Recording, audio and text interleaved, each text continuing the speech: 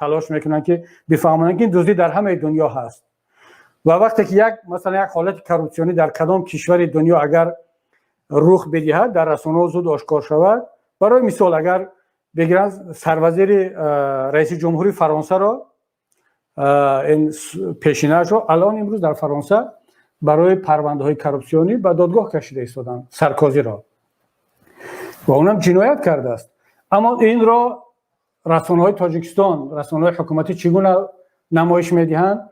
ببینید که در تمام دنیا حتی در فرانسه هم کروپسیون هست. ببینید که در آلمان هم هست، در امریکا هم هست. بله در تمام دنیا هست. اما در فرانسه پرزیدنت کروپسیونی را زندانی میکنند.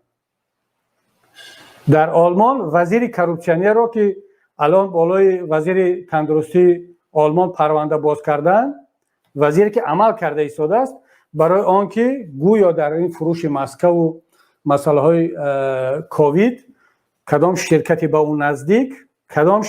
اون نزدیک یا در اینجا دست داشته است که در فروش ماسک ها بالا شبکه پرونده باز کردن.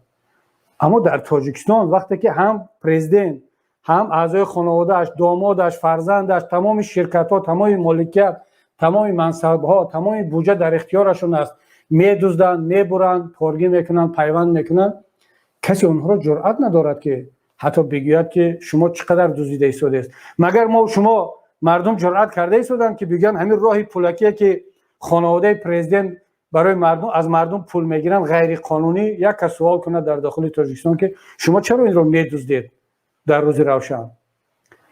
اما با فرق تاجیکستان در این کشورها اگر پرزیدنت جنایت کرد، دزدی کرد، اینا زندانی میکنن.